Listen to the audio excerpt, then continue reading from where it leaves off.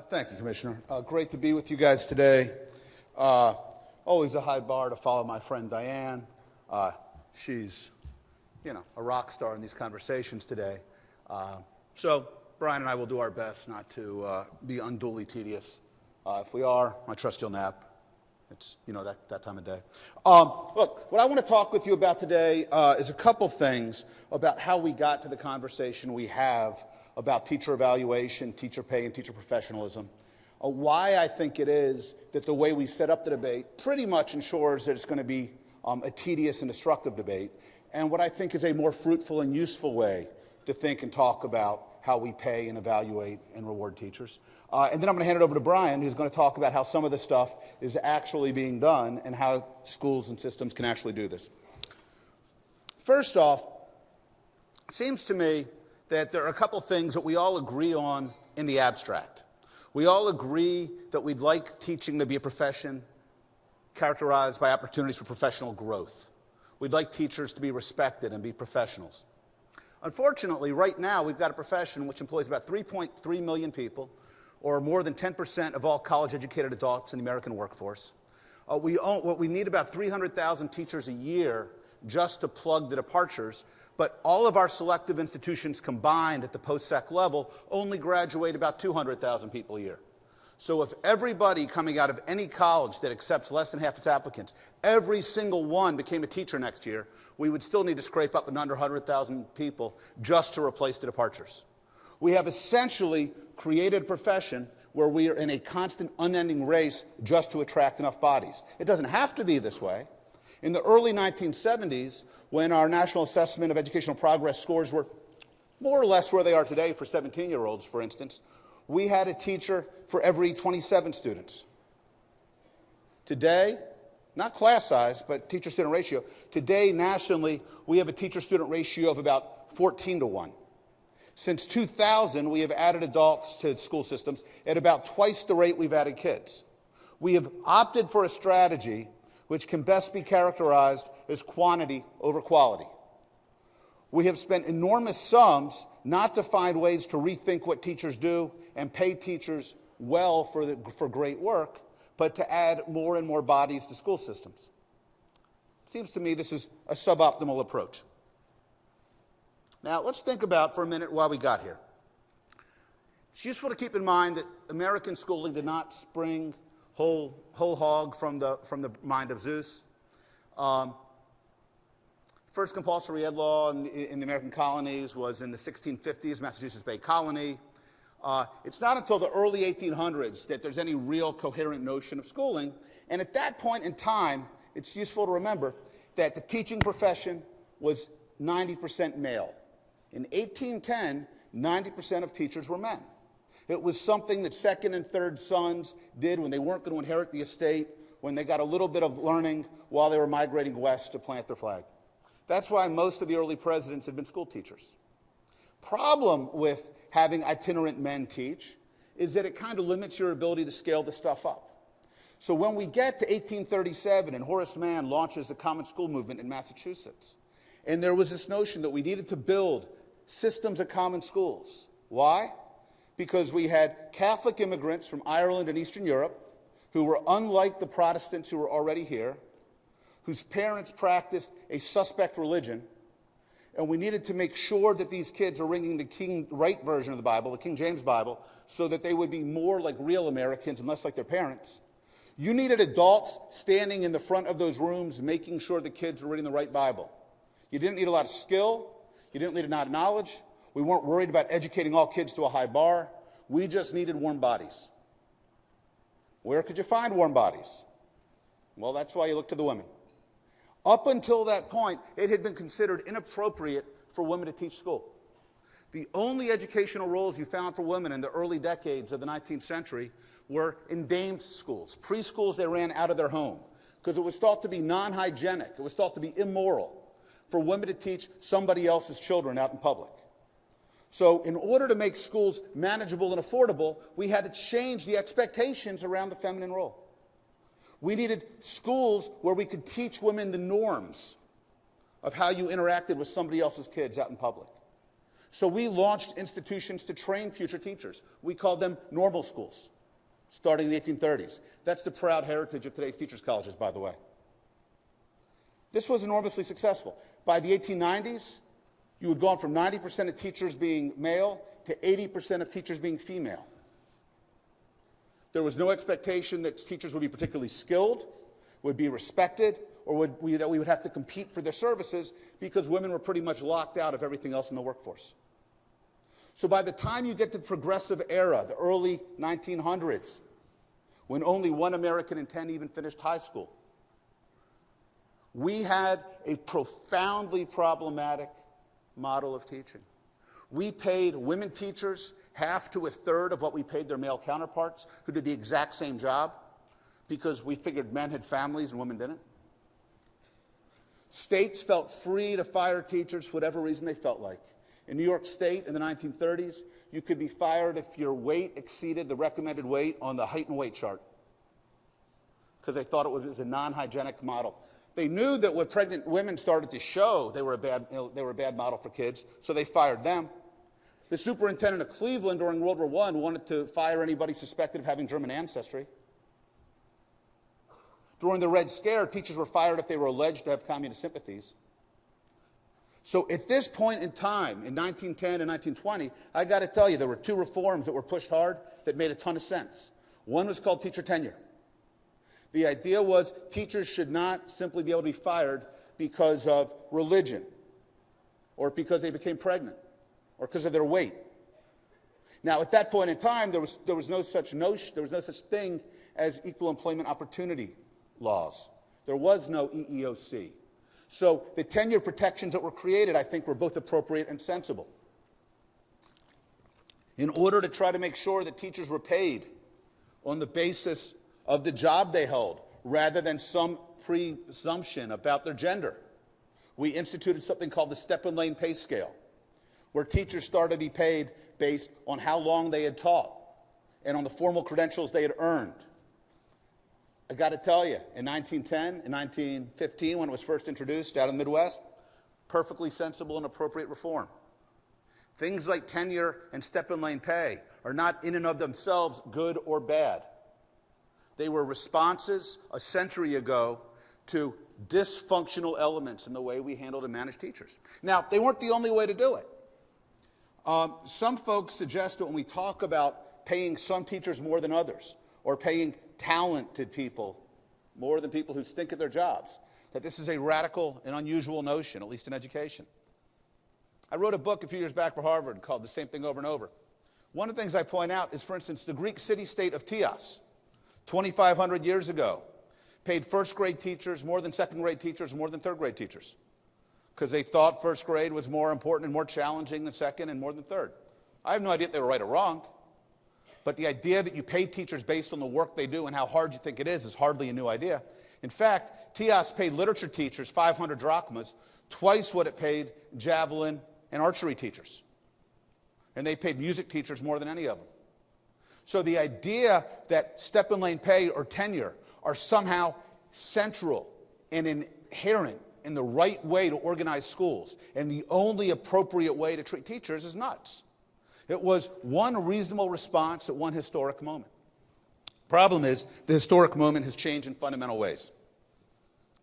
As late as the 1950s and early 60s, 55% of college-educated women became teachers. 55% of college-educated women. Why? Mostly because they were allowed to do hardly anything else. And this was terrific from a K-12 standpoint. Lots of talented, educated people had nowhere else to go, so they became teachers. We didn't have to worry about fighting for them or keeping them or rewarding them. And people were much more stable. In the 1960s, the average college grad held 5 jobs. It was expected to have 5 jobs before they retired. Today, both of these conditions have changed in profound ways. Today, 15% of college-educated women become teachers. So when you look in the aggregate, what you see is the applicant pool for teaching jobs today looks profoundly different than it did 40 years ago. Many fewer people coming from selective colleges, many fewer people with high SAT scores. This is not a moral statement. This is not a reflection on anybody. It's the fact that social progress has opened many other doors to women who used to have those doors closed, and it means that we now need to think differently about how we recruit and attract talent. Similarly, Bureau of Labor Statistics reports that today, the average American college grad's not going to hold 5 jobs before they retire, but it's going to hold 5 jobs before the age of 30. Yet, we still have staffing models in almost all school districts which are built around the notion that we're going to ask HR to go out to college campuses, try to recruit 22-year-olds with the promise that we're going to put them in a job that offers a pension and benefits if they plan on doing this job until the year 2045. That is not a particularly effective recruiting pitch to talented 22-year-olds today.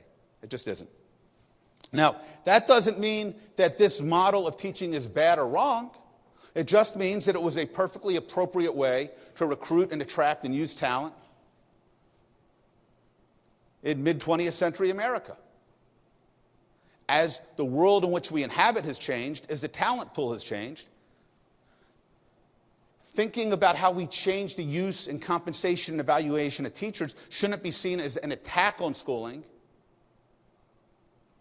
Should be seen as an opportunity for educators to help steer a conversation about what the profession should look like. So for instance, let me put out a couple of pillars that people may or may not buy. One, it seems to me that in education, as in almost all other fields, we ought to think much more about how we leverage the excellence of the professionals we do have. I'm not as interested in how we fire the bottom 5 or 10%. We should do that if they're not good at their jobs. That's great. I'm down with that. But I'm much more interested in how do you leverage the excellence that you do have. I'm interested in when you have talented people, how do you rethink how you're using them so you're not using them in simple or wasteful ways? And I want to know, how do we make the job more manageable so you don't have to be a superhero to be effective at doing it? I have this opportunity because I don't have a real job. I'm in a think tank, which means I get to fly around a lot and talk to people, which is better than real work if you don't have a conscience.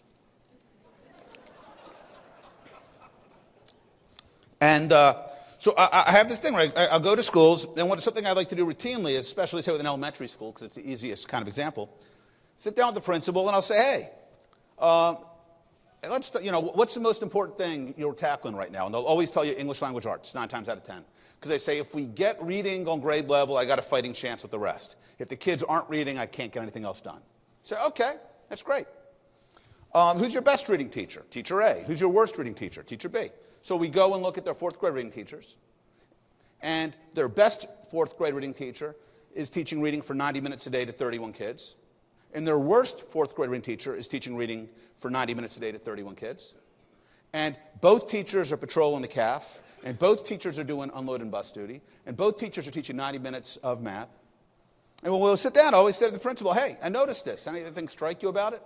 And it doesn't matter if it's a district school or a charter school. They shrug. They go, what do you mean? And I said, look, what if we went across town to the children's hospital? And one of your students is on the operating table, and the best pediatric surgeon in the state starts operating on that kid. Best pediatric surgeon in the state. And she's 90 minutes into the operation, and she starts stripping off her gloves. And you say, Doc, kid's still on the table. What's up? And she goes, oh, it's okay. I did my 90 minutes. It's my turn to go watch patients eat in the cafeteria. But don't worry. Worst pediatric surgeon in the state's going to finish up. You would say that as a suboptimal use of talent. Now, this doesn't mean that we shouldn't try to train everybody to be better. And it doesn't mean that we shouldn't worry about things like evaluation. But it does mean that it's dumb when you've already got some people who are really good at something and some people who just aren't as good, for whatever reason, to treat them as if they're interchangeable.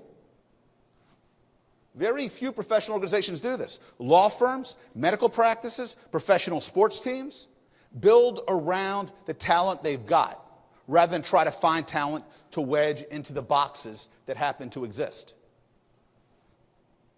Now, the thing is, I often fear that our efforts at reform are going the other way. And as much as I vehemently disagree with much of what Diane says, I find her smart and enormously provocative, but we just disagree. Here's where there are some points of agreement. I think part of the problem is we are trying to reform the teaching profession through policy. And policy is an enormously crude cudgel by design. All policymakers can ultimately do is make people do things. They can't make them do them well. But the problem is, and where I have enormous sympathy for policymakers and reformers, is their frustration is that when they look at what's happening in too many schools, they're dissatisfied with the quality of instruction. They're dissatisfied with the opportunities for kids. They're dissatisfied with the outcomes. And when they ask educators to step up, educators feel attacked. They feel defensive. They say these are all stupid ideas. And so the policymakers and reformers go, well, if you don't have any better ideas, we're going to have to try something, and we're going to do it through policy. So what happens is we wind up with merit pay systems, for instance, like the one they did a randomized field trial on in Nashville a couple years back, where they paid middle school science teachers based on whether or not their kids' test scores went up. I got to tell you, I wrote a column the day before the results were released saying, I don't care what the results say, this doesn't tell me anything I care about. If paying teachers more for getting science scores up makes science scores go up, I don't care, because I just presume it means they're doing less of something else and more test prep on this, and that's actually not how I think about fostering great teaching and learning. And if science scores don't go up, I don't think it means paying for excellence doesn't work. I just think that paying teachers the way we paid encyclopedia salesmen in 1952 is probably not the optimal way to support a culture of professionalism and excellence. But when we talk about merit pay, we too often talk about keeping the job intact, keeping the same people all doing the same thing, and then paying people a bonus if reading and math scores go up. I got to tell you, when I used to teach high school in Baton Rouge, Louisiana, 2 decades ago. Somebody wanted to pay me for moving test scores, wouldn't have been motivated. It would have been, would have been insulting. Now, second problem is, for instance, some of the challenges we've heard about in North Carolina is the legislature passed, again, I think an ambitious package that tried to do a lot of stuff on teacher quality, but I think there were some serious mistakes made. I'm actually fine with zeroing out pay for lanes for the reasons I alluded to a moment ago. I think it was an appropriate way to try to tackle gender equity a century ago. I don't think paying for master's degrees or postmaster's credits is a particularly good or useful way to spend limited dollars in the 21st century. For one thing, a lot of those master's and post credits are Mickey Mouse junk that don't do anything to benefit kids and don't do anything to make people better teachers. But I think it's a mistake to take those dollars away and just zero them out.